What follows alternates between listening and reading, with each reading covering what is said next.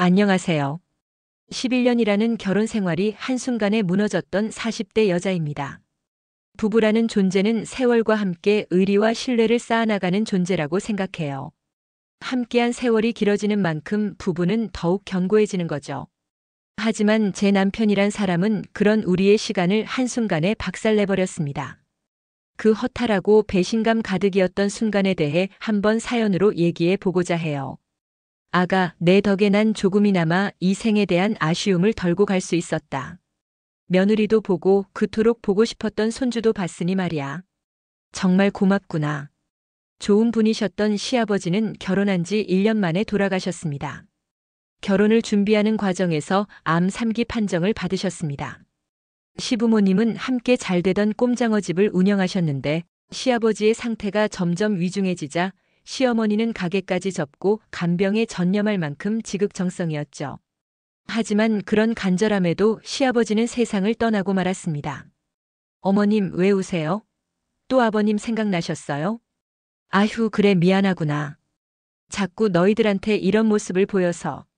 특히 너는 지금 한창 좋은 것만 보고 들어야 할 텐데 정말 미안하다. 시아버지가 돌아가신 후 시어머니는 그냥 앉아 있다가도 눈물을 주르륵 흘릴 만큼 힘들어 하셨습니다. 그때는 아들을 낳은 후 곧장 둘째를 임신한 상태였는데 시어머니는 그런 모습을 보이면 임산부에게 좋지 않다며 미안해 하셨습니다. 그렇게 배려심 깊고 선한 분이었습니다.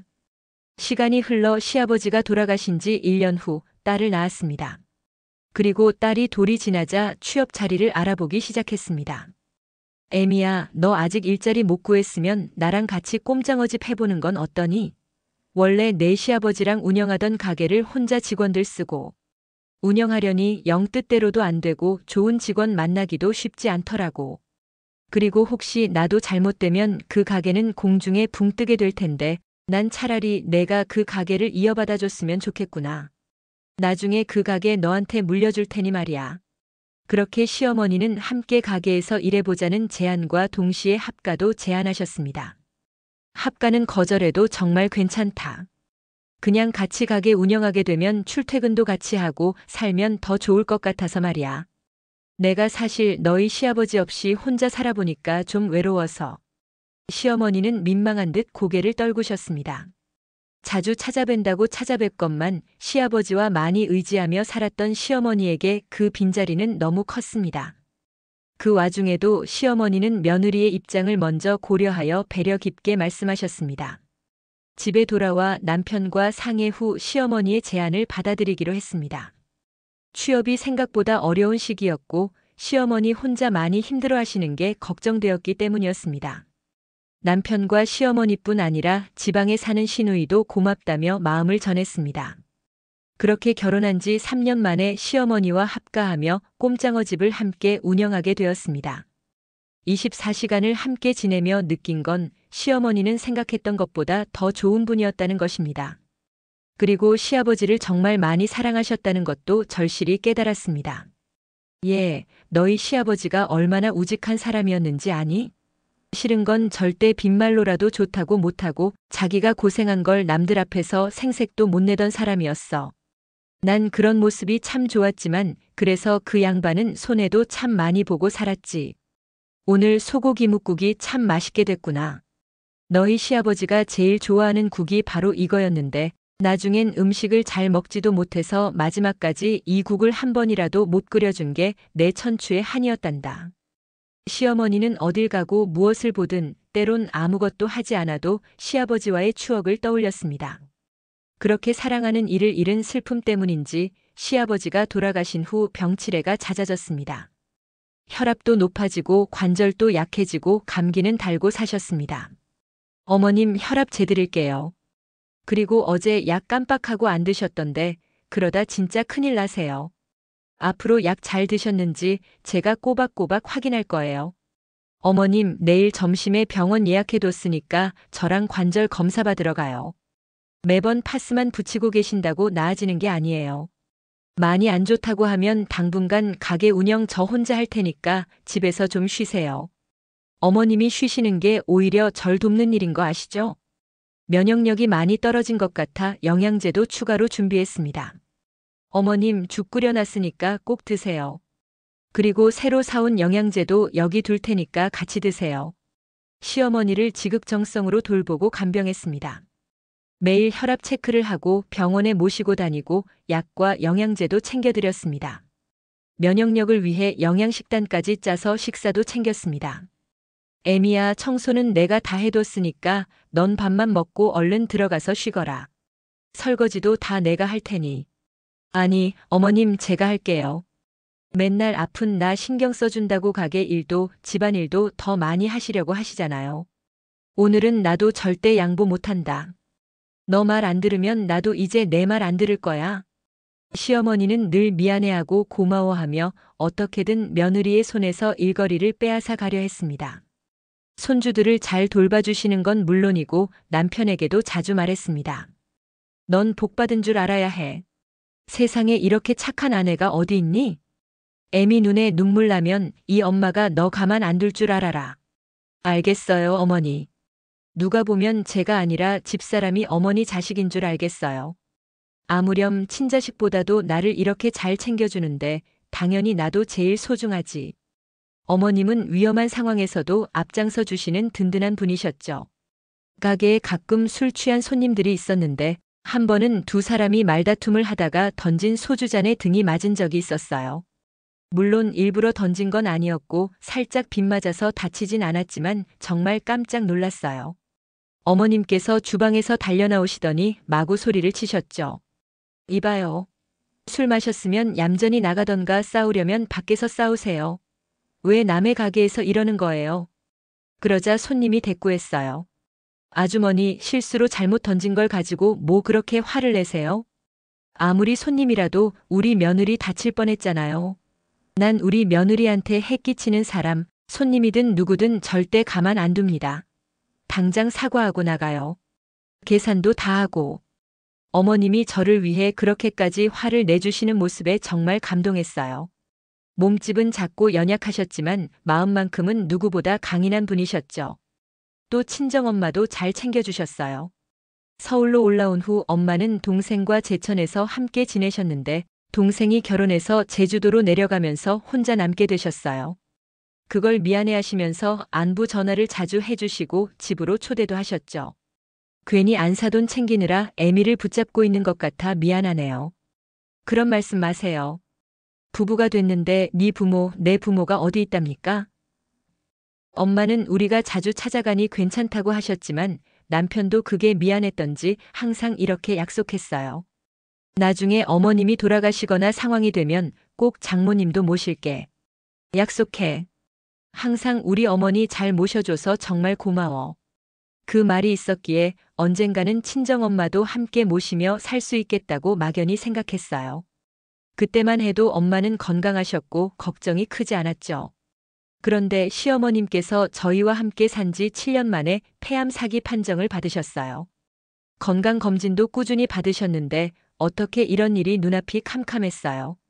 나중에 찾아보니 암이 빠르게 진행되거나 숨겨져 있으면 이렇게 발견이 늦어지는 경우도 많더라고요.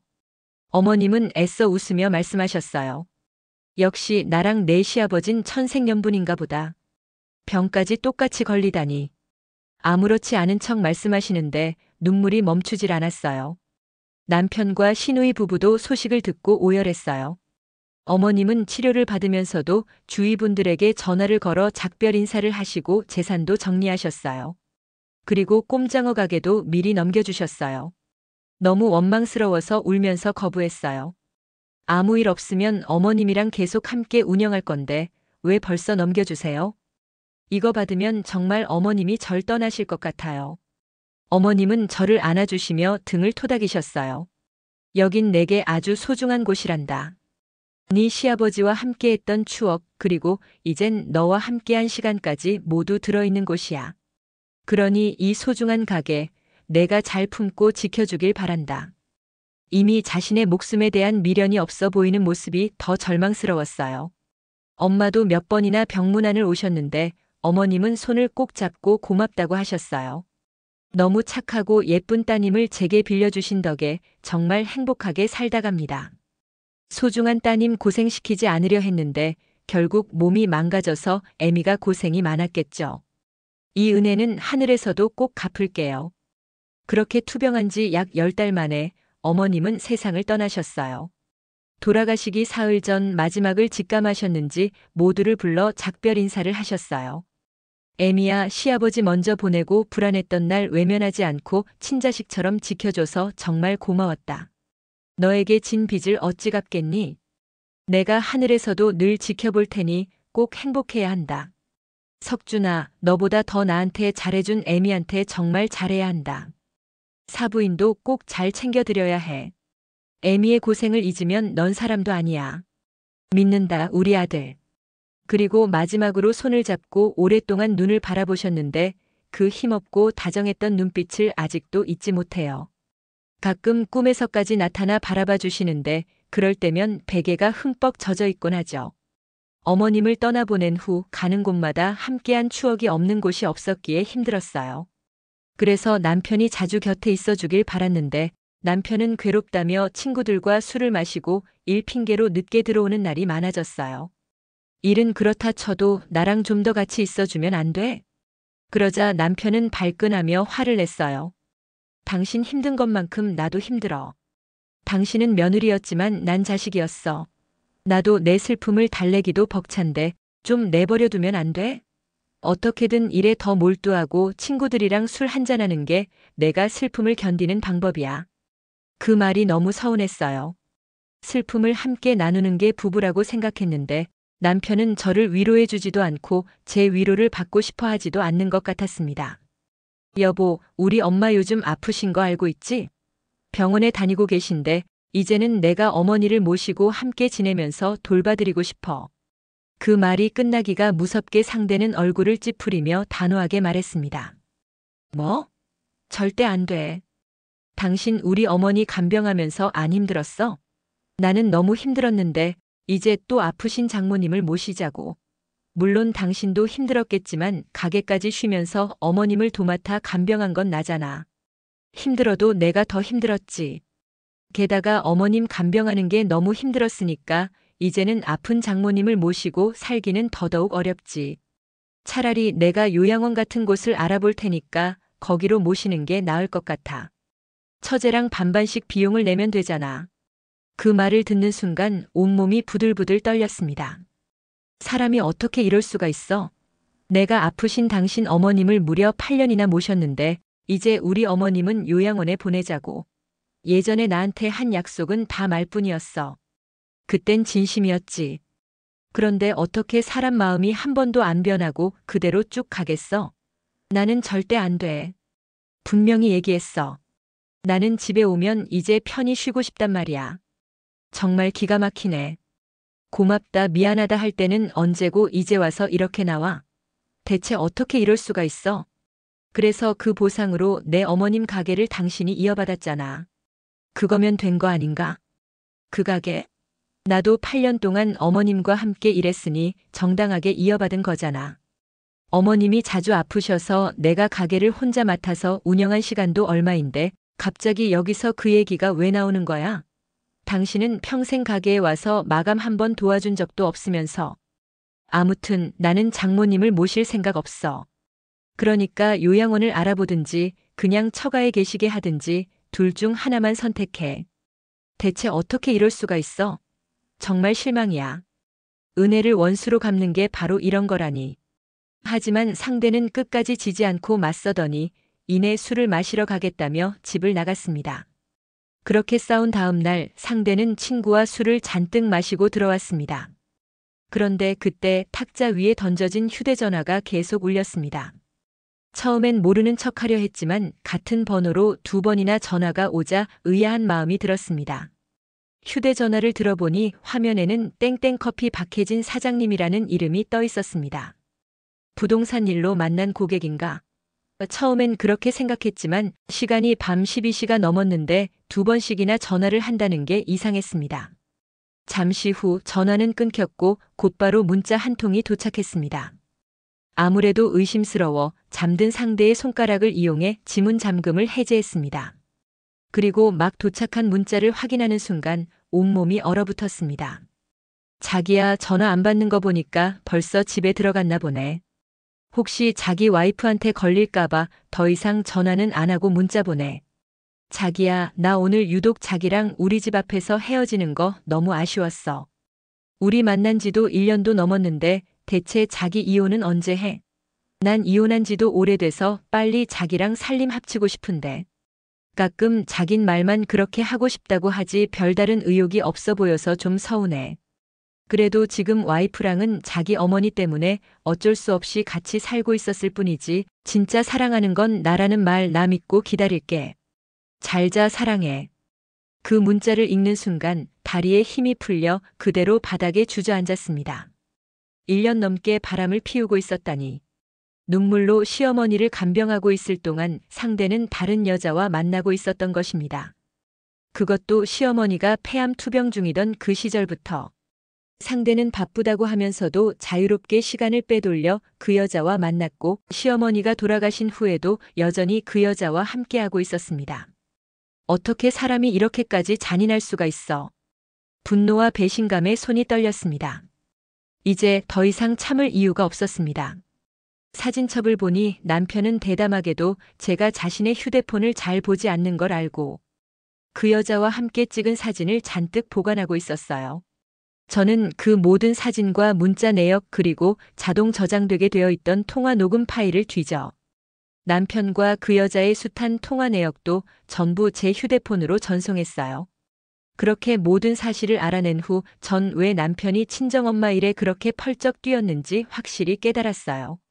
마음이 콩밭에 가 있었으니 제 일이든 제 친정 일이든 책임지기 싫었던 거죠. 그렇게 모든 증거를 수집한 후 저는 남편을 발로 뻥뻥 차며 깨웠습니다. 해가 뜨고 있던 시간이라 술이 좀 깼는지 남편은 깜짝 놀라며 일어나더라고요. 그리곤 제게 신경질부터 냈습니다. 뭐야? 왜 사람을 발로 차? 그 나이 벌써 노망 났어? 아님 술 마셨어? 술은 당신이 마셨고 노망도 당신이 난 거 아니야. 당신 행동하는 걸 봐선 제정신을 가진 사람이라곤 도저히 볼 수가 없겠는데. 그러니까 갑자기 자고 있는 사람을 왜 발로 차서 깨우냐고. 당신 다 들켰어. 지금 그렇게 고개 뻣뻣하게 들고 있을 때가 아니라고. 박혜진 그 여자에 대해 다 알았어. 이 쓰레기야. 증거도 다 수집해서 인터넷 드라이브에 백업까지 해놨으니까 발뺌할 생각도 하지 마. 뭐? 무슨 소리야? 어제도 그 여자 만나고 들어왔잖아. 그걸 어떻게 알았어? 휴대폰에 그 여자 사진으로 도배해놨더라. 언제까지 안 들킬 줄 알았어? 인간도 아니야, 정말. 아니, 그게 아니라. 내가 그동안 어떻게 했는데? 어머님 간병하고 어머님 잃은 슬픔에 힘들어할 동안 어떻게 그 여자랑 희희낙낙하며 다닐 수가 있어? 그게 슬픔을 이기는 방법이라고. 어머님께 죄송하지도 않아? 어머님이 생사를 넘나들고 있을 때 바람을 피울 생각을 했다고. 당장 갈라서. 당신 같은 인간을 남편이라고 믿고 산 내가 호구고 머저리야. 어머님이 이 모습을 안 보고 가신 게 차라리 다행이야. 자기 아들이 이렇게 추악한 줄 아셨다면 눈도 못 감으셨을 거야. 여보, 잠깐만. 내 말 좀 들어봐. 더 들을 것도 없어. 문자 보니까 그 여자랑 재혼 한 해 만에 했던데? 더러운 것들끼리 아주 잘 살아봐. 당신은 내 인생에서도 우리 애들 인생에서도 영원히 퇴출이야. 아니, 난 이혼하기 싫어. 처음엔 그냥 불장난이었어. 이렇게 길어질 줄은 몰랐다고. 나도 너무 힘들고 슬프니까 그냥 잠깐 즐거움을 추구했던 것뿐이야. 그 여자가 빨리 이혼하라고 부추긴 것도 그냥 한 귀로 듣고 흘렸어. 제발 한 번만 기회를 줘. 기회? 지금 그게 말이 된다고 생각해? 그러자 더욱더 추잡한 말을 하며 매달리더군요. 그런 말하면 할수록 증오만 더 깊어질 뿐이야. 당신은 당신 빼고 다른 사람 인생은 전부 우습게 보이는구나. 이혼 생각 없다고 하면 내가 예, 감사합니다. 이제 그만 돌아와 주세요. 이럴 줄 알았어? 생각이 어쩜 그렇게 썩어 빠졌어? 난 절대 더 못 살아. 더러운 인간아. 어머님이 마지막으로 남긴 유언 기억해? 뭘 알고 하신 말씀인지 모르겠지만 내 눈에 눈물 나게 하면 사람도 아니다라고 하셨지? 이제부터 사람으로도 안 볼 거니까 내 앞에서 짐승짓하는 소리 그만하고 사라져. 절대 용서 못해. 가만히도 안 놔둘 거야.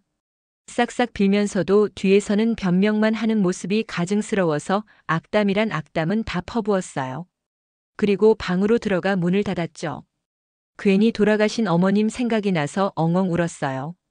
어쩌다 그런 어머니 밑에서 저런 자식이 나왔을까 싶었죠. 하늘에서 이 꼴을 보시면 얼마나 가슴을 치실까 싶어 마음이 너무 아팠어요. 눈물을 닦고 나서 건물주에게 전화를 걸었어요. 남편의 외도를 증거로 잡으며 휴대폰에서 건물주의 번호도 알아냈거든요. 사장님이라고 부르면 될까요? 네, 무슨 일이세요? 사장님, 건물에서 이런 불건전한 짓을 하고 다니는 사람한테 관리를 맡기셔야겠어요. 그리고 뻔뻔하게 유부남 꼬여내는 여자를 세입자로 두셨다가 나중에 문제 생기면 어떻게 하시려고요? 세상에, 이게 대체 무슨 일이래요? 사장님도 그렇게 생각하시죠? 혹시 가정 있으세요? 네, 남편도 있고 대학생인 아들과 딸도 있어요. 그럼 제 마음 잘 아시겠네요. 이런 더러운 인간들 그냥 두실 건 아니죠? 정말 괜찮아 보이길래 믿었는데. 이런 일이 벌어질 줄이야. 저라면 당장 손 떼게 만들겠어요. 당연하죠. 저도 화가 나네요. 계약 끝나면 재계약 절대 안 할 겁니다. 사장님이 공감해 주시니 속이 조금은 후련했어요. 그리고 곧바로 그 여자가 운영하는 카페로 갔어요. 어서 오세요. 어머, 내 얼굴 아나 보네. 보자마자 딱 굳는 거 보니 눈치챘나 보네. 저기요, 여긴 제 영업장이니까 나가서 얘기하죠. 나가긴 어딜 나가? 개망신 한번 당해보라고 일부러 찾아온 건데. 조용히 하세요. 손님들 계시잖아요. 그럼 애초에 떳떳하지 못한 일을 왜 했어? 남의 남자 꼬여낼 생각은 왜 했냐고. 그래서 뭐요? 난 하나도 안 무서워요. 석준 씨, 어차피 당신 안 사랑해요. 그냥 자기 엄마 모셔준 게 고마워서 같이 살았을 뿐이라던데요. 뭐라고? 기왕 이렇게 된 거 차라리 잘 됐네요. 난 석준 씨 진심으로 사랑해요. 우리 만난 타이밍이 늦어서 이렇게 된 것뿐이에요. 그래서 뭘 바래요? 끝까지 붙잡겠다는 거예요? 네. 우린 절대 안 헤어질 거예요. 당신이 뭐라고 우리 사랑을 막아요? 어머나 세기의 사랑이네. 근데 어쩌나 당신 남자는 나랑 헤어질 생각 없대. 그냥 불장난이었대요. 어제 싹싹 빌면서 당장 헤어지겠다고 하더라고요. 못 믿겠으면 직접 확인해 보던가. 거짓말. 그럴 리 없어요. 현실 부정하고 싶겠지. 하지만 어쩌겠어? 애초에 유부남을 꼬여낸 게 문제였잖아. 그런 인간이 멀쩡한 사람일 줄 알았어? 그렇게 좋으면 가져가. 난 당장 폐기 처분할 거니까. 참고로 건물주한테 다 얘기했어. 계약 끝나면 끝이야. 그리고 이 동네에서 장사 못하게 할 거야. 지역 커뮤니티에도 다 퍼뜨릴 거야. 이 동네에서 얼굴 들고 다닐 생각 마. 흑. 끝까지 사과 한마디 안 하는 꼴이 기가 차서 매장 안에 있던 손님들에게 소리쳤어요. 다들 들으셨죠? 남의 남자 꼬여내는 여자가 타준 커피 앞으로 절대 사 마시지 마세요. 부정 타니까요. 그렇게 외치고 마지막으로 손가락 욕까지 날려준 뒤 매장을 나왔어요. 이후 집으로 돌아오니 남편이 질린 얼굴로 화를 내더군요. 진짜 이렇게까지 망신 줘야겠어? 그래, 이혼하자고. 이혼만 하면 되지 왜 사람을 매장시키려고 드는데? 어제는 그렇게 싹싹 빌더니 창피 좀 당하니까 이제 화가 먼저 나나 보네. 하긴 의리도 없는 인간이니까 이런 짓을 저질렀겠지. 이혼 못한다고 해도 소송 걸 생각이었어. 그리고 더러운 인간한테 애들 맡길 생각 없으니까 양육권 넘보지도 마. 필요 없어. 어차피 나 혼자 애들 못 키워. 진짜 독하다. 그래도 같이 산 세월이 있는데 아무리 내가 잘못했다고 해도 같이 산 세월? 그 세월을 한순간에 박살낸 게 누군데? 그쪽 어머니 자식이라면 뭐든 해도 용서받아야 돼. 좋은 부모님 아래에서 그렇게 자랐다면 죄송하게 여겨야지. 근데 이런 배신을 안겼어? 자식 자격도 없는 인간이라는 증거야. 이제 더는 할 말 없겠네. 더러운 인간. 그 후로 진짜 화가 났는지 이제는 끄덕거리는 소리까지 내면서 오열하더군요. 마지막으로 손가락 욕까지 날려주고 그냥 나와버렸습니다. 그 뒤 변호사를 선임해서 재산 분할과 양육비 문제로 다퉜지만 결국 더 유리한 조건으로 이혼을 했습니다. 어디 한번 그렇게 다 뜯어가고 얼마나 잘 사나 보자고. 근데 너네는 잘 살지 마. 너희는 행복할 자격도 없는 벌레들이니까. 마지막으로 봤던 날 이를 갈면서 독한 여자라고 했습니다. 그래서 똑같이 응수해줬습니다. 하늘에 계신 부모님이 널 보면 아주 가슴을 치고 통곡하고 계실 거야. 평생 나랑 우리 애들뿐만 아니라 부모님께도 속죄하면서 살아. 이혼하면서 진심으로 사과한 사람은 따로 있었습니다. 시누이가 연락을 해서 사과했거든요. 그렇게 이혼한 후 엄마를 모시고 아이들과 넷이서 살게 되었습니다. 엄마는 전 남편의 만행을 듣고 많이 속상해하셨지만 정작 나는 이미 흘릴 눈물은 다 흘린 뒤라 오히려 홀가분한 상태였습니다. 딱 하나 마음에 걸렸던 건 하늘에서 자기 아들의 파렴치한 행동을 보고 통곡하고 있을 시어머니였습니다. 하지만 결혼 생활 내내 시어머니께도 전 남편에게도 최선을 다했기에 죄송함보다는 그리움만 안고 살아가기로 했습니다. 엄마, 나 혼자 할 수 있다니까 왜 또 나오셨어요? 그래도 손이 2개보단 4개가 낫지. 엄마는 요즘 몸도 괜찮고 아무 일도 못할 정도로 아프지도 않았습니다. 저는 시어머니께 못다 해드린 것까지 전부 엄마에게 효도하자는 마음으로 정말 열심히 챙겨드렸습니다. 병원도 모시고 다니고 예전 시어머니께 해드렸던 것처럼 지병 관리도 꼼꼼히 했습니다. 기본 건강검진뿐만 아니라 추가 검진까지 전부 받게 해드렸습니다. 마지막 남은 엄마까지 허무하게 보낼 순 없었으니까. 그렇게 이혼녀로서 씩씩하게 살아갔습니다. 한편 상간녀의 카페와 전 남편의 부동산은 하나씩 폐업의 길을 걸었습니다. 불장난일 뿐이었다던 전 남편은 결국 상간녀와 재혼했지만 소문이 퍼지면서 카페는 손님도 없이 몇 달 만에 문을 닫았습니다. 전 남편도 부동산을 정리하지 않고 버텼지만 신용을 잃은 덕에 찾는 고객이 뚝 끊겨버렸고요. 김 사장이 그 사람 어머니를 얼마나 지극정성으로 모셨는지 아는 사람은 다 아는데 그런 사람을 두고 바람을 피운 거야. 그런 놈은 쫄딱 망해봐야 정신 차리지. 우리 원룸 건물에 공실이 2개나 났는데 전 남편 부동산에는 근처도 안 갔어. 다들 다른 부동산에만 매물을 내놨지. 동네 사람들이 전 남편 부동산을 죄다 손가락질하면서 다른 곳만 가니까 결국 조만간 완전히 쪽박 차겠지 싶더라. 동네 상인들과 단골 손님들이 일부러 와서 전 남편이 망해가는 과정을 말해줬습니다. 결국 건물주의 신용도 잃고 동네 사람들의 신뢰도 모두 잃고 이혼한 지 1년 만에 부동산까지 정리했다고 하더군요. 그 후 어디서 뭘 하고 사는지는 몰라도 양육비는 꼬박꼬박 들어오고 있어서 신경 끄고 살았습니다. 그리고 이혼한 지 3년이 지난 지금 엄마 건강이 많이 좋아지셨습니다. 아무래도 너랑 우리 손주들이랑 같이 살아서 그런지 혼자 살 때보다 마음이 더 밝아지는 것 같아.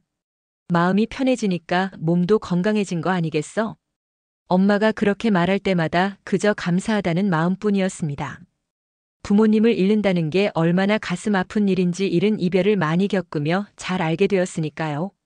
그때마다 반드시 우리 애들만큼이나 엄마도 지극정성으로 모시고 보살피며 살 거라고 다짐했습니다.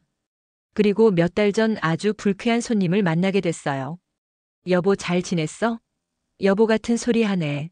내가 왜 당신 여보야? 여긴 왜 찾아왔어? 그건 바로 아직 가게 오픈 준비 중인 절 찾아왔던 전 남편이었어요. 전 남편은 잔뜩 초췌해진 몰골로 등장하더니 잠시 망설이다.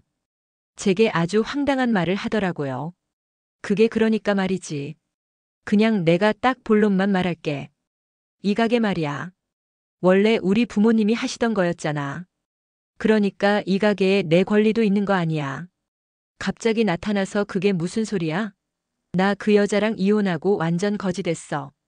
나 부동산 망하고 나서 가진 돈으로 그 여자랑 경기도에 꽤 대형인 카페를 차렸었거든. 요샌 서울 외곽에 대형 카페 차리면 그렇게 잘 된다면서 그 여자가 엄청 날 꼬드겼어. 근데 별다른 준비도 없이 시작해서인지 대형 카페 치고 많이 작아서서인지 그 큰 돈을 투자했는데 고작 1년 조금 지나고 망해버리더라.